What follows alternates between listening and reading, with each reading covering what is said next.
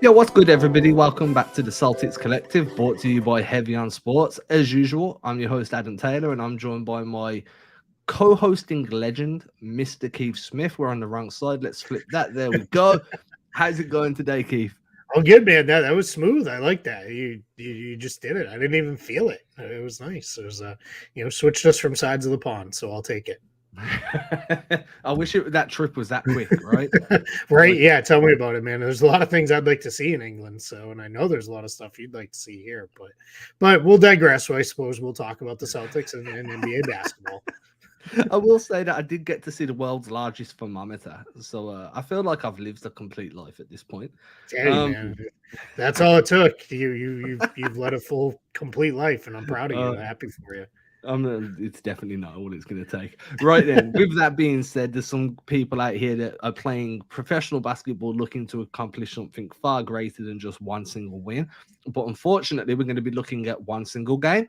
So the Celtics play the 76ers on Tuesday, which is tomorrow at the time of recording. If you're watching live, it's tomorrow. If you're listening on the podcast, it's most likely today. Time's just fluid. And there's a lot riding on this game, right? As you tweeted out earlier today, the Celtics still theoretically have a shot at winning the finishing first in the East, but it means that there needs to be a collective of Milwaukee losing some and Boston winning some to total up to 6 games. Is that right? I mean, Yeah. you've got the math down a bit better. Yeah, it's six. The magic number for the Celtics is six. So they've each got 4 games left. So there's very little wiggle room in there. You can't. And when you're chasing, it's fine to focus on yourself and say we need to win. But even if the Celtics win out, they still need the Bucks to lose at least twice. And chances of the Bucks losing 2 of their last 4 probably not great, right? It's just kind of the way it goes, but we'll see. So I think the more important thing is I know we're not going to, unfortunately, technology issues for a change, not on either of our sides, which is often the problem. Well, I guess it was kind of me on the one day, but it's that's often how it goes. But technology issues happened that prevented us from recording last week. But had we recorded, we probably would have espoused greatly about the big win in Milwaukee, and that to me was the Celtics kind of maybe sending a little reminder of, hey, the 1 seed would be nice, but we can still do this. We can still win here, right? And they beat the Bucks pretty handily on Christmas Day. They nearly beat them with a not even a B squad, like a C squad.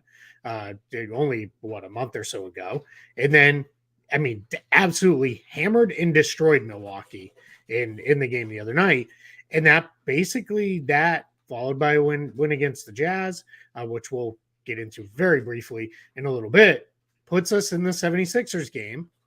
We'll see how they play it out, but if they play it out with their regular guys, this will fully wrap up the number 2 seed.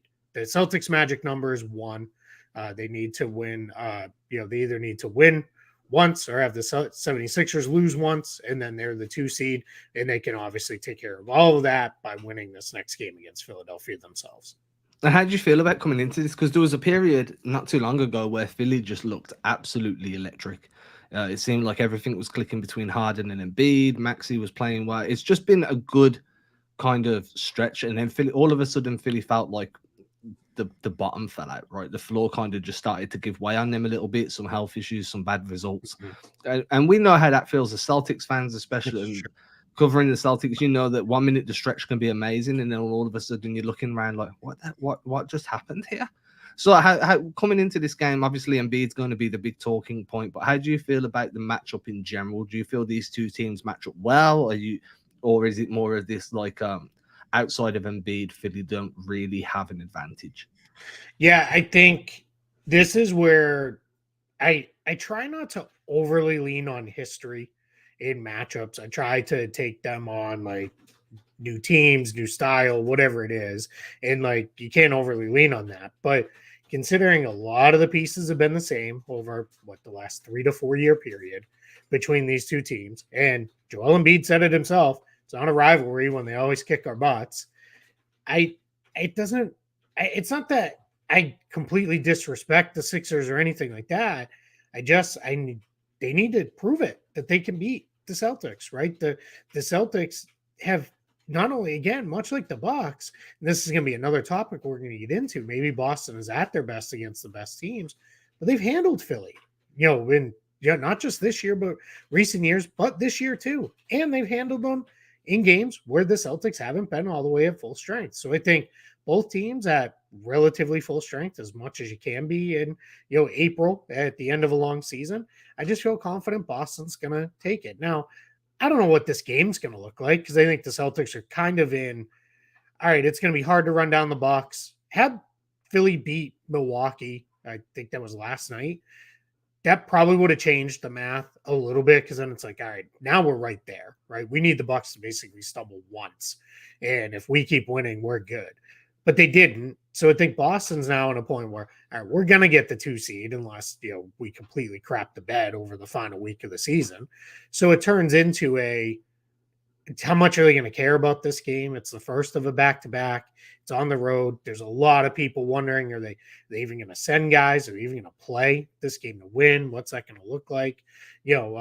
I tend to think teams more often they do play out the first game of a back-to-back set as the normal one, and then the second one's where they kind of, will sit guys. So we'll see, which tactic they take here, but I don't know that we're going to draw a whole lot out of this game because I don't know that either team is, playing to, definitely win this game because it's like, oh my God, we have to win. Otherwise, the whole season is, going to go crumbling down. I think both teams are like, Celtics are like, we're the 2 with an very outside shot at the 1. I think Philly's like, we're the 3 with a very outside shot at the 2. So we're just going to kind of do our thing here.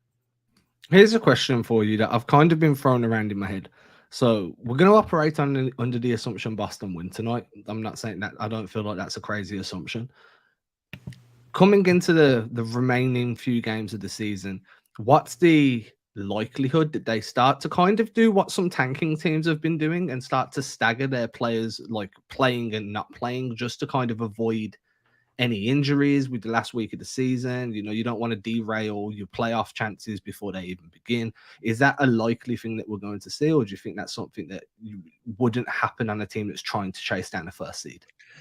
Yeah, I think a lot of it depends on, you win against Philly, Milwaukee loses, you're gonna probably, all right, well, we gotta keep going to some extent. Now that's if, a player rolls an ankle, obviously you're gonna be like, you're out. Like, you're not asking anybody to play through any form of injury or anything. But if it's just to prioritize rest, I don't know. Now, this being a back-to-back, Toronto and Philly, or Philly and Toronto to do it in sequential order, we will see it be, guys are going to sit on the second night unless they sit on the first. They're going to sit one half of this back to back because that's just kind of, they've done that all year. Like there's no chance that all of a sudden in the beginning of April, they're like, you know what, Al Horford should play both games of a back to back set, right? Like that's not going to happen. Rob's not going to play both games of the back to back set. Maybe they split it, maybe they don't. But I think the minute it is, all right, guys, it's not really reasonable that we're going to catch the Bucks. And I think the Bucks magic number to clinch everything is 2. So obviously the minute it's not even, doesn't have to be clinched, but it's like, yeah, we're going to have to, go all out with them falling apart to catch them. Then it becomes, we're sitting guys. And that the game I would be probably dirty. Yes, there's 2. It's what happens in this back-to-back set, Philly, Toronto. One of those games, probably going to be a lessened lineup. That Atlanta game in the last day of the season, I think there's very, we might be flying you over with your sneakers and me and you might be getting in the lineup, on a 10-day contract or something, at the end. Now somebody's like, you get signed 10 days on the last day. I get it. Thanks for trying to be funny. But it's, I took your joke away from you. So I think we're at a spot here where it's going to be, all right, JD Davison time for, 35 minutes. Let's go. Peyton Pritchard, you wanted a chance to run the show. I don't think we're going to see anyone because it'll be wrapped up by then in that Atlanta game, barring something really unexpected. I don't think we'll see anyone of consequence play. They'll probably play that second Toronto game just because it comes with normal rest. And what you don't want to do is you can't sit guys for all the games because then nobody's played meaningful basketball for like 2 weeks. Because I think what people forget is the season ends on Sunday for the top 6 teams, which the Celtics are, they're already assured of. They can't fall lower than 3 at the very worst. Those teams are all off for a week already anyway, because the playoffs don't start until the following Saturday or Sunday. So you're basically off an entire week.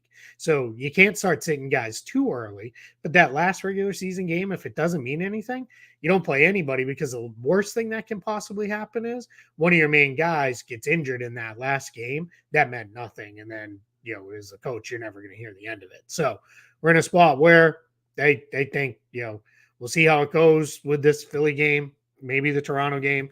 Probably that second Toronto game looks normal-ish from who plays and rotations and minutes and all that. And then that Atlanta game, you better. I hope you like Luke Cornett, Mike Muscala, and the G League guys, and maybe whoever they've signed to fill the 15th roster spot, because those guys are probably getting a lot of minutes. And that's what you hope for, though, right? Because when you do look at it, you're like, man, I don't want to be risking Jason Tatum in a game that has no weight at all. And I remember saying to you, we had a discussion about like games kind of wrapping up and not having much weight. And you think about it in a bigger sense, and it's like, even if they were to win against Philly and then they just go to that kind of, we'll call it external lineup, the lineup that you don't usually see, you'd be okay with it. I mean, it might be a bit tough to stomach from multiple games rather than just one, but you understand. And like you said, you're not going to do it completely, because then no one's going to have played for a few weeks. You're going to start rusty, but staggering it, kind of like what you mentioned San Antonio was doing on our last episode. Like one day you might get Tatum, and then you might not see him for the rest of the season. Another day you might get Brown. That makes perfect sense to me. I just think that at the moment you play Philly the way you need to play them. I also believe very heavily in kind of like having that mental edge. Like, hey, we beat you. We go in against Milwaukee at any point. It's like, hey, we beat you. We ran you close with our bench unit. We got you. The same with Philly. After that, I don't see Toronto as a threat. Atlanta's not a threat. Just run, like, stagger you guys, man, and keep everybody as healthy as possible. Yeah, I mean, at this point, like, this is the last time I'll say it because I'm just getting repetitive. Probably not running down Milwaukee. So what are you pushing for? It's better just be ready to go. You play the one game like normal, just so that's your kind of that's really your final tune-up of the regular season, and then that Atlanta game, we're not going to see anyone, and off we go. Now, I reserve the right to be fully, hey, if we hit that Atlanta game and it's all the Celtics need to do is win to clinch, then let's go. I haven't looked. I should look to see who do the Bucks play on that last day, because the Bucks play at the Raptors, so that could, I guess, maybe be a game that could matter. So let's get to that last day, see what it looks like. We'll obviously talk again before then, so we'll have a much better idea where we're headed with that. But yeah, the minute the Bucks thing is over, then you go into what's our rest rhythm, rust rhythm, whatever it is that everybody says, and we get into that, and that's where we go. Planning purposes for the remainder of this regular season. And that brings us on to a new topic, which has been heavily discussed. And I feel like for you, this is, I could be asleep and absolutely answer every question you asked without really. I don't know about that. Jaylen Brown and what the changes in the new collective bargaining agreement mean for him and his future. So I will premise this by saying, for anybody that isn't aware of Brown's contract situation, he will become an unrestricted free agent in 2024. There's definitely been some non-committal kind of allegations thrown at him, like, oh, he's not committed to this. Like, there's a lot of rumors floating around and nobody knows whether they're true or not. We spoke about that ad nauseum on the last episode. Feel free to go and listen to that. We won't get back into that because I just think it's disingenuous to keep harping on about something like that. But you're a guru when it comes to money and in basketball. You're a cap expert. And I feel like you've had to do a lot of homework this weekend to figure out how these new changes affect who. So for Jaylen Brown, what does the new CBA mean for him? Is he more likely to sign an extension now, or re-sign, like carry on and kind of opt out and then re-sign? What are his options now? Yeah, I'm going to start with a handful of caveats on this. The first one is the CBA is being leaked in drips and drabs over the course of the last few days. We do not have all the details. We are quite honestly pretty far from most of the details. What we have is a handful of points, and this extension one is one we'll get into. With that, the other piece that I'm going to say, because I've seen, unfortunately, a lot of people get this wrong. Jaylen Brown does not have a player option for next season. Jaylen Brown is under contract with the Celtics for next season. And unlike other sports, there's no real renegotiation points in the NBA. It doesn't really exist. There's only kind of one place that can happen, and it's very rare. Miles Turner did it, and you can read all about it. I wrote all about it for Spot Track. If you want to check that out, it happens basically once to twice every decade. So that's not the case for Jaylen Brown. So here's what's changed. Current CBA, the one we're living in today, and we will be living in until July 1st. That's when the new one will take effect with the change in the league year. Jaylen Brown is eligible to extend for 120% of his final year salary, which is next season, 23-24. So that bumps him up to a nice number, obviously, right? They're all nice numbers in the NBA for guys like me and you and everybody probably watching this. But what happens is Jaylen Brown was not a max player on his last deal. He didn't sign a max extension. He signed what I like to call a near max extension because it was close, but it wasn't a max extension. So what happens is he's got the ability to extend, but it's at the 120%, it would leave him woefully short of what he could just wait, play it out to free agency, and then sign for as a free agent. Now, the bump in the new CBA is they've changed it to 140% of last year's, the final year salary. That's significant enough that it brings Brown right in the range of what he could sign for. Probably, to be quite honest, it's probably almost exactly the same to what he could sign for, because what happens on that one is that's going to take him up to his max. And on these contracts in his position, he would cap at the max salary amount. And that's the same amount he could sign for as a free agent. Now, we have a very important and likely to be what drives this whole thing situation with Jaylen Brown is he's in all NBA conversation. And in all NBA conversation, whether that be for this year or next year, he would be eligible to sign what people like to call the Supermax, which means instead of jumping, he's now eligible for 30% of the salary cap in his next deal. Instead of going to 30%, he could jump to the 35% and make the absolute most money he could make. The only way he does that is if he makes all NBA this year or next year, or if he is wins MVP or Defensive Player of the Year. The last two probably not going to happen, right? So it's really an all NBA conversation. So I don't think much changes in this whole situation with Jaylen Brown because of this is how I'm getting to this in a long way, is one, he's going to play out the all NBA thing anyway. Even if this year, let's say he barely misses. And when you start looking at the way some of the voters are talking and all that, I don't think he's going to miss. I think he's going to make it anyway. But even if he misses, he's going to be right there on the cusp. And if I'm Jaylen Brown, I'm going to be like, well, next year I'm going to come back stronger, better, and I'm going to make it. And then I'll qualify for this Supermax. And that's how I'm going to play this out. Because what will always be there for him is that regular max contract. That'll be there next year anyway from the Celtics, or if he wants to leave Boston, the max he can get from another team. So there's really no real reason for him to sign an extension, even though the money is better than it would have been before, because he can't get anything more than he'd get by playing out to free agency, and he would potentially be sacrificing a ton of money in that situation by signing it early rather than saying, hey, let this thing play out. So I think we're in the same place we're in. I think it might even been the last episode, but I know we talked about it previous, where if Jaylen Brown makes all NBA this year, the Celtics are 100% going to say, here is a full Supermax, 35% of the cap extension. We'd like you to sign this now. Let's go. If Jaylen Brown signs it, hey, yay, we're all happy. We all move on and we just keep going. If Jaylen Brown says no, you're still in the same place of, Oh boy, he turned down the absolute most he could possibly get.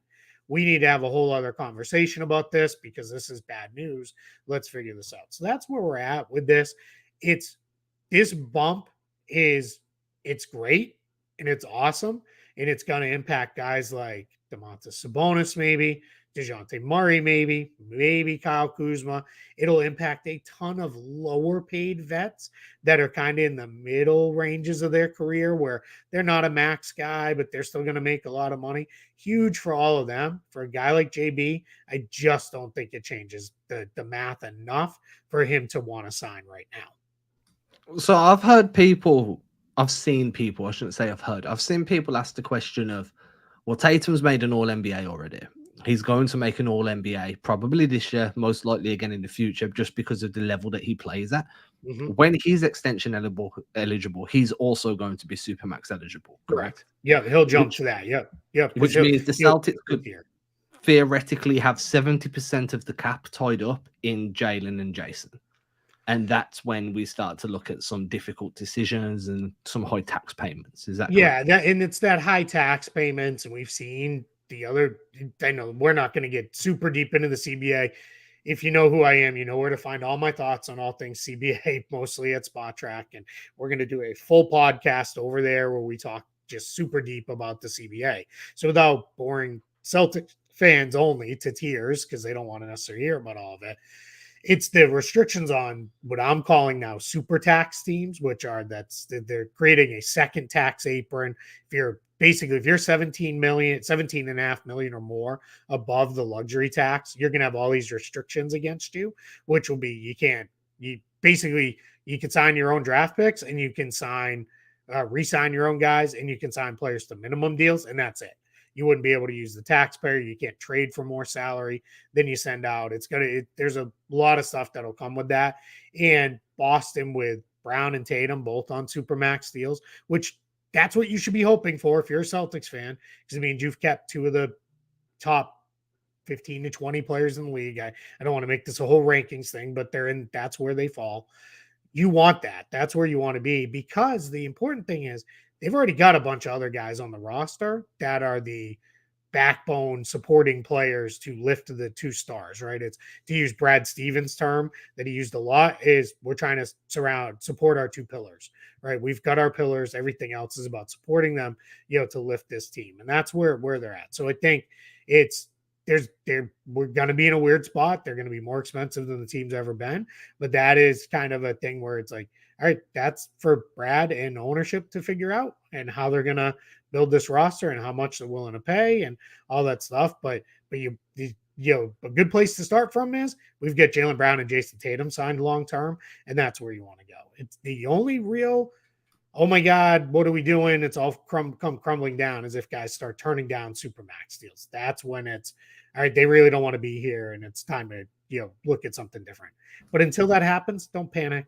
And just because this came, if it comes and Jaylen Brown's not going to sign this new 140% extension, it's just math, right? It's just smart play on his side to say, nah, sure, that's amazing money, but I could make even more. And when you can and you feel confident that you're going to, you might as well go, knowing especially at the end of the year, it'll all be there. And someone will counter with, what if he gets hurt? Doesn't matter. Unless it's, he wakes up one morning and his right arm fell off. And he's like, now I don't know what to do, right? Sudden case of leprosy or something, and his right arm falls off. Like, it's like he's still going to get the Supermax. He could suffer a serious injury and somebody's going to be like, yeah, as long as, he's young enough, he'll come back, he'll recover. It's still going to come his way that he'll get a max deal. So that's the stuff where, he's not in year 15 of his career and he's only got a couple years of this left. He'd be fine. I mean, we just saw it happen with Kevin Durant coming off an injury that was, considered to be a career ender or at least a major career changer. And no, Jaylen Brown is not Kevin Durant. That's not what I'm trying to say. But it is, teams are still willing when you're that good to say, yeah, hey, we pay for you for your first year. It's rehab. It is what it is. And off we go. So that's where we're at with this one. How many players have turned down a Supermax contract so far? It's really only Kawhi. And that was kind of a weird, different situation in that spot. He's really the only one. that's done it. And some people go, well, didn't Kevin Durant do it when he went to the Warriors? No, he wasn't. That's not where it was at the time. And it's really only Kawhi with the Spurs to this point. I just wanted to, so when you said like he might turn it down into worry, just to let everybody know it's happened once. Yeah. So it's not very popular to turn down the most money you can possibly get. Yeah, because we know how it works in this league, right? You take the money, and then if you're not happy a year in, I want to be traded, right? And that's I've talked about that quite often. I don't really care about that too much because teams can trade players whenever they feel like it. Yeah. I don't have a problem with a player saying, "Hey, I'd like to be traded too." Just I think anytime you come to a point where this partnership's not really going the way we want. Now, what I don't like is when players are like, "Trade me here," or I'm just going to opt out and I'm going to sign with them and them only, because that ruins the team's leverage to some extent on it. But we've even seen. The best GMs can still get plenty in that situation as well. So it's, but that's a whole, we can dive deeper into that, in the off season. And yeah, for sure. When when it's NBA August and we're trying to find something to talk about. So one of the pushbacks we're going to get from people watching, listening, any Celtics fan you speak to, there is a contingent that believes that the Jaylen Brown, Jason Tatum Celtics like core have trouble winning the games they're meant to win, right? And there might be a few people that are very concerned about locking up 70% of your cap space on two guys that are regularly seen underperforming against teams they should be able to cook in their sleep. And then we go and see them absolutely destroy the Milwaukee Bucks like it's child's play. Like they're just having fun out on the street court. So the question, there is a valid question there to be asked. Are the Celtics struggling to motivate themselves for winnable games? But essentially, are they playing down to their competition? Or does the best competition just bring the best out of them? Or is it kind of the same, all in the same? Yes. That's the easiest way to answer that, right? Is they don't bring it at 100% every night. Nobody does. The NBA's this is, I'm hopping back on the soapbox for a moment. The NBA regular season schedule is too long. It's too long, too many games packed into too short of a time. And it is what it is, where some of the games guys just don't care, right? They just are like, don't care. Like, I'm not like, it's just, that's the reality of it. It's going to be hard to get up for every single game the way you want to. Now, here's what I'm going to say about this related to it is, all right, the Bucks, best team in the league right now, right? Team the Celtics are trying to run down, and oh no, what if they'd only won the Utah game or the Houston game? Here's some of the teams the Bucks have lost to this year. They get killed by the Spurs. They lost at the Rockets. The Bucks have a loss in overtime at the Bulls. Boy, that sounds familiar. They lost back-to-back games at Miami, kind of a middling team. Then they ripped off a ton of wins in a row and then lost a handful of games that were not, great losses, but whatever. But also they have a loss to Indiana on their ledger, a team that was just eliminated from playoff contention. So guess what? Even the best team in the league has bad losses. It's just how it works. You don't bring it in every single game because there it is. What's more important to me is this is where I want to talk about that back-to-back set last week. They went out and destroyed Milwaukee in Milwaukee. And I feel like that was a full-on, we're going to remind everybody, the East still runs through Boston. We don't have home court advantage, but you got to beat us. And if you don't beat us, like, we're going to come to your place and we're going to beat you, and then it's going to be done. Then the next night, they traveled home. Well, not even the next night, because as we found out later, the next day, didn't get home until 1:30 in the afternoon for a game that needed to be played at 7:30 that evening. And just for those unaware with NBA travel, that's extremely rare that a team travels in during the same day into a city. It's generally they finish a game, they're on a plane, and they're landing. It's the same day technically in the same 24-hour window, but they're landing 1:32 in the morning, off to the hotel, get some rest, get up, do your treatment, get your training, and whatever you're going to do, and then get your nap and go. I was told some of the guys went right from the airport to the facility, got their treatment in, got their food, maybe napped at the facility, then right to the garden to warm up and play in the game. That's just not how it works, even on a back-to-back situation. Generally, you're at the hotel or at home, and you get in bed for a little bit. That didn't happen because of travel issues. So we're in a spot here with the Celtics where that game against Utah, I fully expected they're going to lose. They're going to lose. Everyone's going to lose their minds because we just beat Milwaukee. We're back in the race for the 1 seed, and they threw it all away. And you know what happened? They came out, and the game was never really in doubt.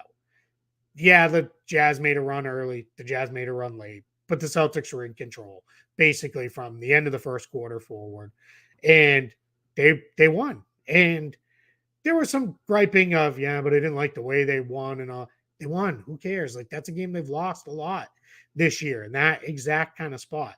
So that tells me is, one, they can get up for the big games. Obviously, we've seen that over and over and over again. And two, when they need to dig down and find a little something to make sure they get another win, they can do that too. So I think the main thing is playoff games. Guess what? They're only big games. So you shouldn't be, disinterested or unmotivated to win them unless you're at a spot where we're up 3-0. We've kind of cruised. Sometimes you'll see a team kind of toss away a game 4 in that spot. I think even this team may look at it and be like, all right, we just need to bring it with enough effort, get the series closed out and move along and get this thing wrapped up. So I think this was a big stretch for them. Even if they're not going to be the 1 seed, I think they proved a lot of stuff of, hey, we're in a good spot. We know where we are. And again, it's kind of that mental edge you're giving yourself over a good team. And then with a bad team, as you say, you can't always be motivated. Everybody wakes up sometimes and they're like, dude, I really just don't want to do today. Today's a duvet day. I need to be playing games, just letting the world pass me by. And then we're forcing people into playing. It's a long season. So I like that analogy. I also like, as you point out, the playoffs is big game after big game after big game. The concern there is, if you're in a series where you're meant to win every game in that series, can you be fired up enough for it? But I think we've seen enough from the Celtics that people call it the switch, right? Sure. That we know that they can flip that switch and they can win a game when they need to win a game. I'm just very hopeful that they don't try and flip that switch midway through a game, because that's always a risky strategy. We saw that early under Udoka. Yeah. I don't think we're going to see in the playoffs, unless it's, like I said, they're up 3-0 in a series and just game 4 starts and it's not going their way. And they just kind of say, forget it. Today's not the day to push overly hard. I don't think we're going to see them throw very many games away in the playoffs like they have in the regular season, because that's pretty rare. We don't really see that. And I think people who are saying like flip the switch, that's, to me, the flip the switch mentality is more when a team has been like a 500 team all year and then they turn it on with a week to go in the regular season to win. The Celtics just, they went through a couple rough patches in the schedule for sure. And yes, they have bad losses, but at no point were they like, well, this team's just kind of average. They might have been average over a period of time in the schedule, but the great start afforded them the ability to not have to push all through. It's the opposite of last year. Last year, the crappy start made it so they had to win, every night down the stretch of the season, and that really from January 1st on, they pushed extremely hard. I also think that's part of why they ran out of gas in June, because it was, and we all know in the finals, and the guys have talked about it, I think they were kind of out of gas by the time they get to Miami. I think, they beat Miami just because they were a better team than the Heat. Like, I think that's ultimately what it came down to. And I think it was not a, thing where it's just like they were so much better that it, they cruised. And by no means am I trying to say they're going to win every single game, in the playoffs. And it's, what the old Moses Malone, fo. And, there's a championship and we're there. That's not going to happen. I don't think by any means that's the way this is going to go. But I think it is a situation where with the Celtics, I'm just not worried that, oh man, are they going to bring it in the playoffs? They're going to bring it in the playoffs. That's going to be how it plays out. So I don't know that the level of concern there is anything to be worried about. As the standings are currently set, and this will be the last thing I want to speak about in today's episode, it looks like it's the Celtics to have either Miami or Atlanta. If the season was to finish today, those two teams are going to play that playing game where you only need once to finish in that 7th seed. Yep. And then, so can I ask you a question? Just a general question on that. Isn't it a little weird that the number 2 seed finds out who they're going to play a couple days before the ahead of number the number ones. 1 seed? It's an advantage that seems unfair, right? I would like to see the number 1 seed gets to pick. Give them that little Oh, extra thing where, yeah, do we want the win? Do we want who won 7 and 8? And now we have that couple extra days to prep for them, or do we want to wait and we'll wait and see who wins, out of the other playing game and see how it goes. So that was just a complete aside. It's just always been a little weird to me that. no, I like that because, like you say, like say Toronto beat Chicago, but now they beat Atlanta. Do you feel Atlanta is a better matchup for Milwaukee than Sure. Miami? Yeah. Mm-hmm. So no, I like that. That's what you need to tweet that because last time we made a tweet like this, we had an NBA season in Disney World. So Keith's known for his changes. I'm out of good ideas, Adam. No, I went to that well once, and you can't go back. That well is dry. What I was getting at was, assuming Boston play Miami, because I feel very confident that Miami beat Atlanta in a 1-game win or go home type of scenario. Are you like, how do you feel about that as your opening round of the playoffs? Like, to me, that's just like additional miles on the clock and additional bumps and bruises that realistically you'd want to avoid. You're gonna have to work to beat them. We know that.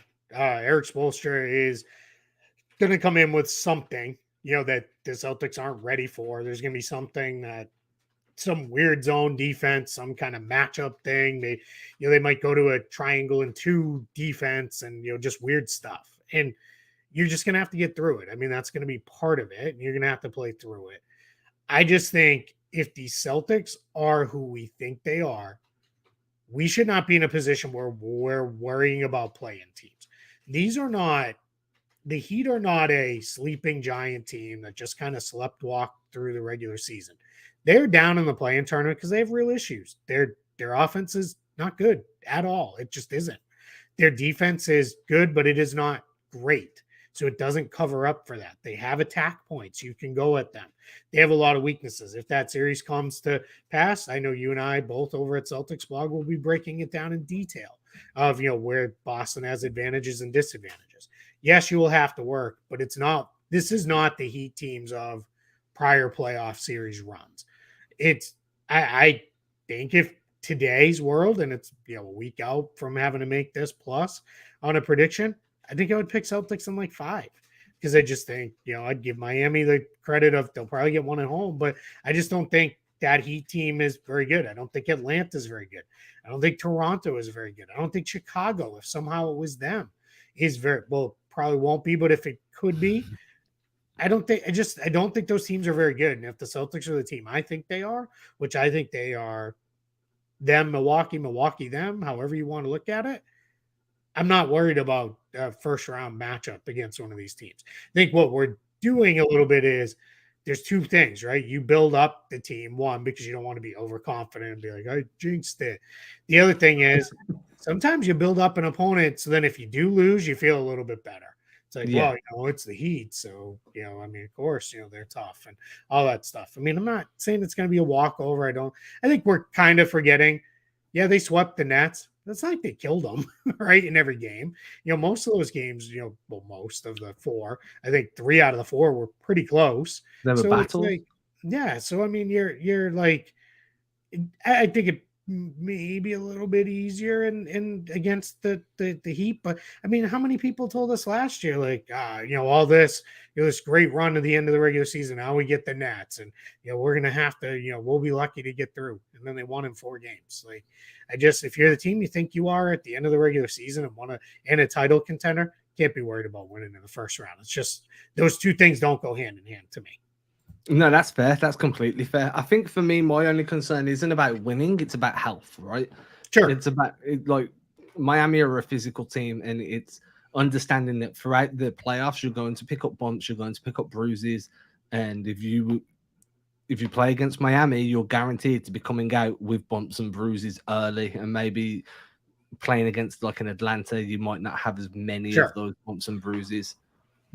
I think I would rather play Atlanta. I'm pretty sure I'd rather play Toronto. I feel really confident I'd rather play Chicago. But it's Yeah, and my thing is to that point is if you start projecting a playoff path, Miami, Philly, Milwaukee in a row, like you get those are series where if you have a chance to close it out in 5 or 6, you got to get it done because you just can't add those extra games. Not against those teams, right? Because those teams, you're gonna have to work. They're gonna be extremely physical. You're gonna take a beating. To your point, you're gonna pick up bumps and bruises in that, and it's just I think that's part. I mean, I think, like I said last year, I think going through 7 games and going against Giannis, and to be totally fair, some other very physical, tough Bucks defenders, it is they were out of gas by the time they get to Miami. Miami ground them down even more, and they were running on fumes by the time they get to the Warriors.